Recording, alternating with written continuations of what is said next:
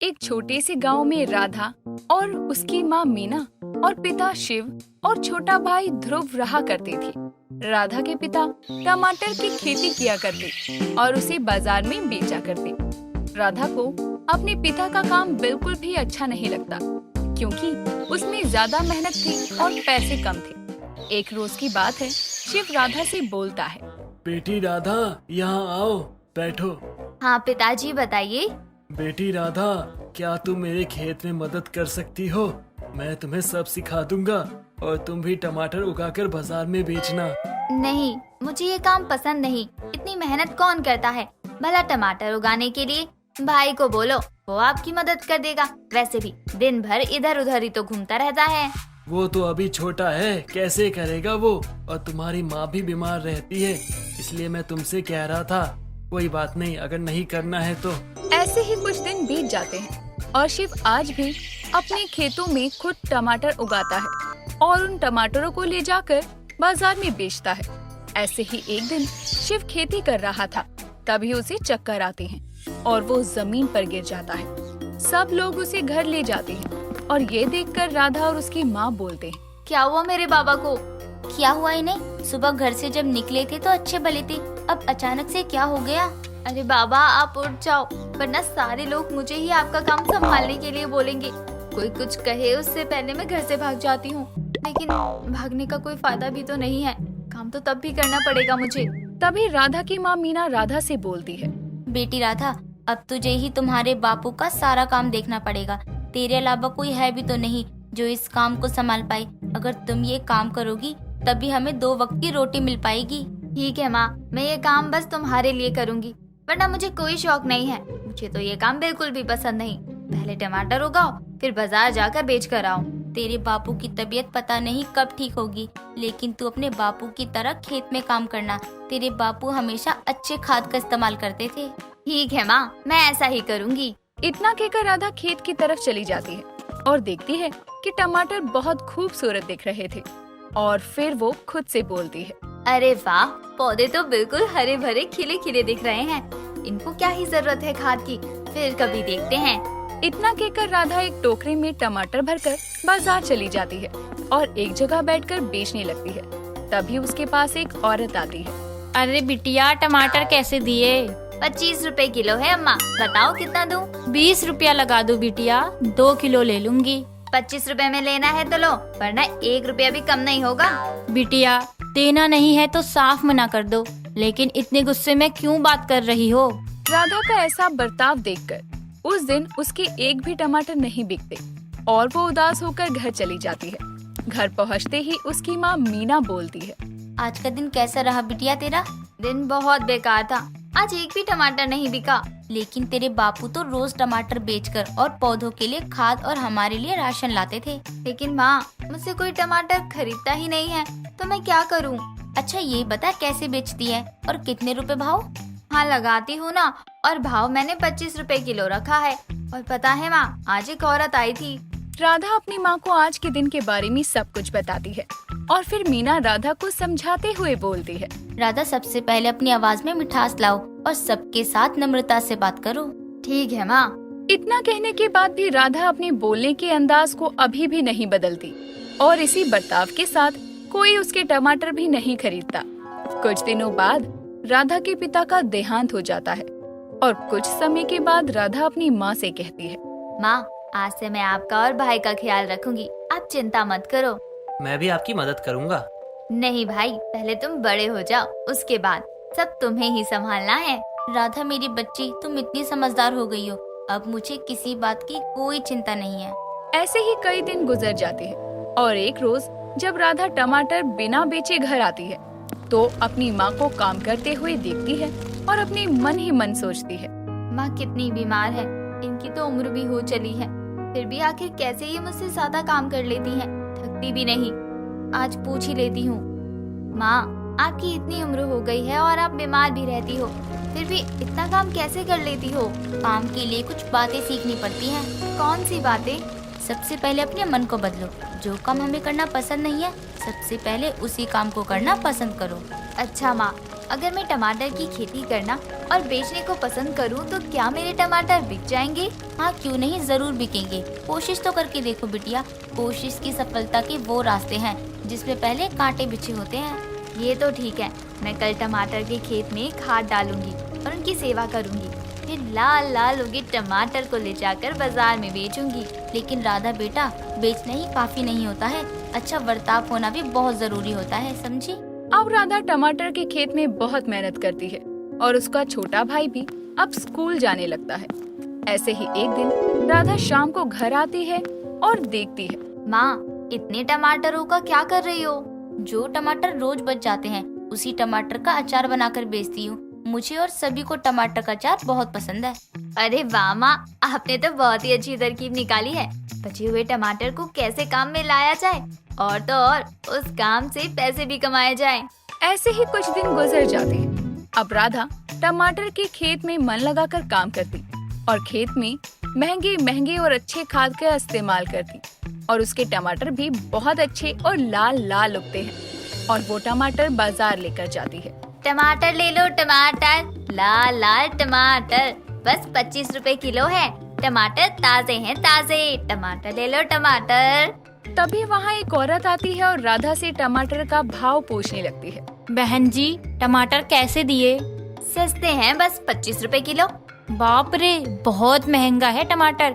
3 kilo लूंगी, 60 रुपए लगा दो। नहीं दे सकती, खुद की खेती करती हूँ, अच्छा खाद डालती हूँ। आप ही बताओ। ठीक है, आप ऐसा कीजिए, 70 दे दीजिए 3 किलो टमाटर का।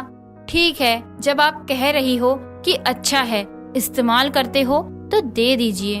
उसी शाम राधा मुंह लटकाते हुए अपनी माँ के पास पहुँचती है तो मीना उसे परेशान देखकर अब राधा से बोलती है। क्या हुआ राधा, ऐसे उदास सी क्यों है? क्या हुआ, किसी ने कुछ कहा तुझे?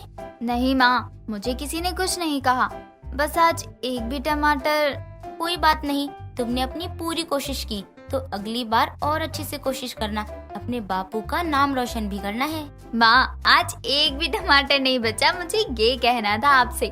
लेकिन आप हो कि हमेशा की तरह बिना बात को सुने ही खुद से कुछ भी कहने लगती हो। उफ मेरी भोली माँ, आप कब समझदार बनोगी? हाँ, अब क्या करूँ, बेटी बड़ी हो चुकी है। सबको लगता है बड़ी बेटी अगर कभी नादानी करे तो उसे समझाना भी पड़ता है। यहाँ पर तो बेटी माँ के साथ मजाक कर रही है। माँ, अब आपसे मजाक न करूँ तो किससे जाकर करूँ? पड़ोसी से। और छोटे के अलावा है ही कौन मेरा इस दुनिया में? चुप कर, कुछ भी बोले जा रही है पागल लड़की। और अब बैठ मेरे साथ, अचार बनाना सीख ले, काम आएगा। हाँ मेरी भोली माँ, समझ गई। अचार भी बनाना सीख लूंगी और दुकान भी चलाना। ऐसे ही कई दिन गुजर जाते हैं और राधा के टमाटर रोज बिक जाते हैं और कभी बच जाते तो उस टमाटर का अचार बनाकर वो बेच देती। राधा और मीना अचार की दुकान भी खोल लेते हैं और सभी लोग वहीं से टमाटर का अचार और टमाटर खरीदने लगते हैं और राधा और उसका परिवार सुखी जीवन व्यतीत करते हैं। कंचन दोपहर के समय सो रही थी कि अचानक उसके पेट में दर्द होने लगता है और वो तुरंत उठकर वॉशरूम की तरफ भागती है। कुछ देर में कंचन पेट सहलाते हुए हॉल में आती है तो खिड़की से बाहर बारिश होते देखकर खुद से कहती है, हाय, ये बारिश चालू नहीं होती कि मेरे पेट में मरोड़ उठने शुरू हो जाते हैं। माँ, कुछ खाने को ला दो। उसकी आवाज लगाते ही उसकी माँ नीलिमा एक प्लेट में गर्मा गर्म खिचड़ी लाकर उसके सामने रखती है, जिसे देखकर कंचन कहती है, तो बना ही दी आपने खिचड़ी। बिल्कुल, मुझे तो सुबह से ही लग रहा था आज बारिश होगी। और वैसे भी बारिश में तुझे खिचड़ी खाना ही तो पसंद है। क्योंकि बारिश में यही खाना सही रहता है, क्योंकि इसे मेरा नाजुक पेट आसानी से पचा लेता है। हाँ, तू बारिश को देखते हुए खिचड़ी खा, मैं चली अपने लिए पकोड़े तलने। हाँ हाँ, खा लो पकौड़े शकौड़े। मानसून निकले तो फिर मैंने भी चटपटा खाना खाना है। हाँ हाँ, लेकिन पहले अपनी खिचड़ी तो खा ले। इतना कहकर नीलिमा रसोई में चली जाती है तो कंचन कानों में हेडफोन लगाए खिचड़ी खाने लगती है। बारिश के मौसम में अक्सर कंचन का पेट खराब हो जाता था और उसके पेट में मरोड़े उठते और उसे लूज मोशन चालू हो जाता था, जिसके कारण वो बारिश होने पर बस खिचड़ी खाया करती थी। उसे बारिश में खिचड़ी खाना पसंद आने लगा था। एक रोज कंचन छत पर कपड़े लेने जाती है तभी हल्की हल्की बूंदें पड़ती है। तो वो फट से नीचे आकर रसोई में जाकर खिचड़ी में सीटियां लगाना शुरू करती है। खिचड़ी चढ़ाकर वो बाहर आती है कि तभी उसके घर की डोरबेल बजती है और जब वो दरवाजा खोलती है तो उसका फ्रेंड अंकित फट से अंदर आ जाता है। अरे इतनी बारिश में तुम मेरे घर? आना ही पड़ा कंचन, बारिश के कारण। वो मैं बाजार जाने के लिए निकला था, तभी जोर से बारिश हुई तो तुम्हारे घर की याद आई। अरे बहुत बढ़िया किया। पता है मैंने बहुत बढ़िया चीज बनाई है। बारिश के समय में उसे खाने का अलग ही मजा है। जरूर चाय पकोड़े की बात कर रही होगी, क्योंकि बारिश और चाय पकोड़े की जोड़ी सदाबहार है। अच्छा क्या बनाया है, मुझे भी खिला दे। अब बैठ ना, मैं अभी 2 प्लेट में गरम गरम खिचड़ी लेकर आती हूँ अचार के साथ। हाँ नहीं, 1 मिनट, क्या कहा तूने? गर्मा गर्म खिचड़ी? हाँ खिचड़ी बनाई है तो खिचड़ी ही कहूँगी। ओ पगलेट, खिचड़ी मैं बीमारी में भी नहीं खाता और तू बारिश में खिचड़ी खाने की बात कर रही है। दस्त वस्त लगे हैं क्या तुझे? लगे तो नहीं है, लेकिन बारिश में अक्सर लग जाते हैं, तो मुझे बारिश में खिचड़ी खाना पसंद है। अरे ओ मरीज, तू ही खा बारिश में खिचड़ी। मुझे लगा मौसम सुहाना है तो चाय पकोड़े ऑफर करेगी। इस बारिश में खिचड़ी खाने से अच्छा है कि मैं बारिश में भीग लूं जाकर। चलता हूँ। अरे खिचड़ी नहीं खानी तो कोई बात नहीं, लेकिन ऐसे रूखे सूखे मत जाओ, कोल्ड ड्रिंक पी लो। हाँ, बारिश में कोल्ड ड्रिंक पिलाकर गला खराब करवा दे तू मेरा। चल जाने दे, वैसे भी बारिश हल्की हुई है, निकल लेने में ही भलाई है। खिचड़ी खाने के ख्याल से ही अंकित कंचन के घर से निकल जाता है, जिसके बाद कंचन अपने लिए रसोई से खिचड़ी और अचार लेकर आती है और खाते हुए कहती है, वाह क्या खिचड़ी बनाई है मैंने। पता नहीं खिचड़ी का नाम सुनते ही लोगों का मुंह ही बन जाता है। ये अंकित भी ना, नहीं खानी थी तो नहीं खाता, लेकिन कम से कम मेरे साथ बैठकर मुझे कंपनी तो दे सकता था, गधा कहीं का। हाय बारिश का मौसम और ये फुल प्लेट खिचड़ी मस्त है। जहाँ और लोगों के लिए बारिश चाय और पकोड़े खाने का बहाना हुआ करती थी, वहीं कंचन के लिए बारिश खिचड़ी खाने का मौका थी। समय बीतता है। एक रोज वो कॉलेज से घर आ रही थी, तभी बादल गरजने लगते हैं और तभी कंचन एक चाय की टपरी के पास रिक्शे का इंतजार करने लगती है। उसी टपरी पर खड़ा चाय पी रहा संभव नाम का लड़का कंचन से कहता है, आप इस टपरी के नीचे आ जाइए, वरना बारिश आई तो भीगने में देर नहीं लगेगी आपको। कोई बात नहीं, थोड़ी देर में रिक्शा मिल जाएगा, मैं चली जाऊंगी। अब चाय पीना पसंद करेंगी? बारिश के समय पर चाय सबसे बेस्ट होती है। हाँ तो मुझे क्यों बता रहा है? ये ऐसे क्यों बात कर रहा है जैसे मुझे जानता हो। जी नहीं, मुझे बारिश में चाय पसंद नहीं है। तो क्या पसंद है? कैसा अजीब सा लड़का है, बेवजह फ्रेंडली हुए जा रहा है। मुझे क्या, एक बार रिक्शा मिल जाए बस। अरे यार पेट में गुड़गुड़ सी होने लग गई। कंचन संभव की बात का जवाब दिए बिना ही रिक्शा लेकर वहाँ से चली जाती है, जिसके करीब 2 हफ्ते बाद उसी लड़के का रिश्ता उसके लिए आता है। तो कंचन हैरान हो जाती है और अपनी माँ के कान में धीरे से कहती है, माँ इस लड़के को मैंने पहले देख रखा है। हाँ देखा होगा आते जाते, वो तेरी फोटो मैंने 2 हफ्ते पहले भिजवाई थी इन लोगों को। अच्छा तो अब समझी, उस दिन टपरी पर मुझसे ये यूं ऐसे बात क्यों कर रहा था। क्या हुआ, आप कुछ सोच रही हैं क्या? नहीं तो, वैसे आपने चाय नहीं पी, पीजिए ना, मैं चाय अच्छी बनाती हूँ। कंचन के मुस्कुराकर कहने पर संभव उसके हाथ से चाय का कप ले लेता है। दोनों परिवार वालों में बातचीत होने के बाद रिश्ता पक्का होता है और 1 महीने के अंदर ही दोनों की धूमधाम से शादी होती है और कंचन अपनी शादीशुदा जिंदगी की शुरुआत करती है। एक रोज जब उसकी सास शीतला आराम कर कमरे से बाहर आती है तो देखती है कि बाहर झमाझम बारिश हो रही है। तभी वो कंचन को आवाज देते हुए कहती है, बहू, अरे ओ बहू। आवाज लगाने पर भी जब कंचन जवाब नहीं देती तो शीतला उसके कमरे में जाकर देखती है तो कंचन वहाँ भी नहीं थी। तो वो एक बार फिर से आवाज लगाती है, बहू, ओ बहू, घर में है भी कि नहीं? हाँ सासू माँ, यहाँ बाथरूम में हूँ। हाय हाय, मैंने सोचा था बारिश का सुहाना मौसम हो रहा है तो बहू को कहूँगी कि बेसन घोल ले, लेकिन ये है कि टॉयलेट में घुसी पड़ी है। सासू माँ बस 2 मिनट में आती हूँ बाहर। वो क्या है ना कि मानसून में मेरा पेट कुछ ठीक नहीं रहता। हाँ हाँ, बताया था तेरी माँ ने, होता है कुछ लोगों को, मौसम बदलने पर तबीयत थोड़ी ढीली पड़ ही जाती है। अच्छा जल्दी फ्री होकर कुछ अच्छा सा बना दियो। इतना कहकर शीतला वहाँ से चली जाती है। कुछ देर में कंचन भी वॉशरूम से बाहर आकर रसोई की तरफ चली जाती है। करीब 2 घंटे बाद बारिश में भीगता हुआ संभव घर आता है और कपड़े चेंज करके हॉल में आकर बैठ जाता है। तभी वो कंचन से पूछता है। हाँ तो क्या बनाया आज खाने में? आज मैंने मिक्स वेजिटेबल खिचड़ी बनाई है, आप सभी लोगों के लिए अभी लेकर आती हूँ। खिचड़ी? वो भी बारिश के मौसम में? हाँ, बारिश में खिचड़ी खाने का मजा ही कुछ और है। एक मिनट, तबीयत खराब होने पर खिचड़ी बनती है सुना था, लेकिन मौसम खराब होने पर खिचड़ी कब से बनने लगी? हाँ बहू, और मैंने तुझे बोला था कुछ अच्छा बना लियो, तो तूने खिचड़ी बना दी। खिचड़ी में भी भला कोई स्वाद होता है क्या? सासू माँ, स्वाद पे मत जाओ, उसके गुणों पे जाओ।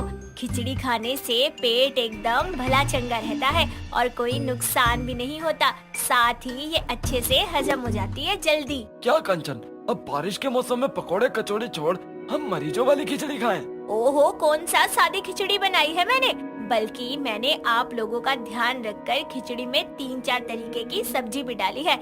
गर्मा गर्म प्लेट में परोस कर ऊपर घी डालकर खाएंगे ना तो देखना नजारा ही आ जाएगा आपको। ठीक है बहू, अब बना लिया है खिचड़ी तो ले आ, समझ लेंगे तेरे साथ साथ हमारा भी पेट खराब है। सच्ची? मैं अभी लेकर आई। कंचन फट से रसोई में जाकर 2 प्लेट में खिचड़ी परोस कर लाती है और उसके ऊपर थोड़ा सा घी और साथ में पापड़, अचार और दही भी परोसते हुए कहती है, इस बारिश में पेश है गर्मा गर्म खिचड़ी और खिचड़ी के 4 यार।